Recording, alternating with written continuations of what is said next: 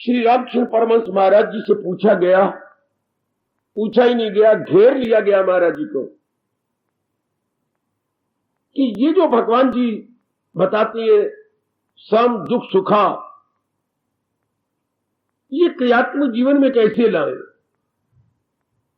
तो एक शिष्य ने कह दिया, अभी ये देखी सत्यानंद, हाँ भोजन कर रहा था तो इसके पत्थर आ गया रोटी में, इसने उठा के कटोरी मारी रोटी पकाने वाले के सामने, लो अभी ले लो, आश्रम की बात, और आप इससे बाहर होने लगा। हम 2-3 ने मिलकर के इसे पकड़ लिया, क्या हो गया, ये गुरु का आश्रम है, अगर जहर भी आ जाती है तो भी अमृत समझ दिया जाता है, ये तो पत्थर आ गया है। हाँ, फिर इसने क्षमा मांगी, रोटी पकाने वाले से ठंडा पानी पिया, फिर चुप हुआ। तो बाकियों क्या हाल होगा परमहंस जी, ये तो आश्रम की बात है। यहां भी आप देखते हैं, अगर कोई जगह ना दे न्यायव्रती को या आपको, भले ही आप मुंह से कुछ ना बोले, लेकिन अंतर में तवाज़ुन नहीं रहता। आओ इन अनुभवियों से लाभ उठाएं। ये रेडीमेड उत्तर देंगे जिससे हम बहुत लाभ उठाएंगे। अपनी जिंदगी के दिन कितने हैं कि हम तजर्बा करते रहे, इन्हीं के तजर्बे की हुई बातों से क्यों ना लाभ उठाते हुए आगे बढ़ चले। श्री रामकृष्ण परमहंस फरमाते हैं, जरूर पूछना है आज ही। हाँ महाराज, इस प्रश्न ने कुछ हिला दिया हमें। कहते हैं चलो वृक्ष के नीचे एकाग्र रहना। सब 8, 10, 12 शिष्य उनके बहुत पट्ट शिष्य कहलाए, चीफ कहलाए। जैसे हमारे यहां नारायण का रूप पीपल एक विशाल रूप दिन ब दिन लेता जा रहा, इस तरह वहां भी कोई वृक्ष था, भाई नाम तो मैं भूल गया कौन सा वृक्ष था।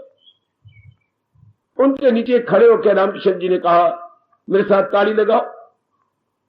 तो सबने महाराज जी कहना मानते हुए ताली लगाई। मेरे सज्जनों, मेरी देवियों, जितने पक्षी थे सब उड़ गए।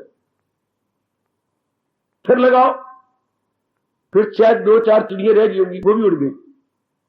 महाराज जी तो कोई पक्षी बैठा हुआ नजर नहीं आता। इसी तरह स्वामी जी वहीं बैठ के और कहने लगे, जब तुम महाराज जी का नाम लेके अंदर के पक्षियों को जो गंदी वृत्तियां उड़ाने दोगे, तब तक तुम शांत नहीं रह सकते। बहुत कमाल का दृष्टांत है। महाराज जी में वृत्ति लगा लगा के, जैसे भगवान ने गीता जी में कहा, सदा मेरा पेहम जिसे या मुझे याद अर्जुन, बाहर रंग कर, किसी सूरत में, किसी भाव में, किसी रूप में हमने वृत्ति महाराज जी से नहीं उठा ली। तो जब तक हमारा मन ये अवस्था बना के अंदर की वृत्तियों को निकाल नहीं देता, अंदर के गंदे पक्षियों, काम, क्रोध, मोह, लोभ, अहंकार इत्यादि जितनी में नकारात्मक वृत्तियां, तब तक कोई चाहे कि मैं दुख में दुखी ना हूं, सुख में सुखी ना हूं, असंभव। शिष्यों ने सिर झुकाए, स्वीकार किया। बहुत अच्छी बात बता दी आपने, अब हम ऐसा ही करेंगे। जब तक आप सब विवेक और वैराग को स्ट्रॉन्ग करते हुए इनको निकाल नहीं देते, तब तक बात बनती नहीं। हमने अपनी कमजोरी से इनको रखा है, चूंकि वैराग में कमी है, वरना ये क्यों टिक सकते। अगर हम इनको आज्ञा ना दें, ये नहीं टिक सकते। अगर हमारा मन वैराग से भर जाए, गंदी वृत्तियां टिक ही नहीं सकती।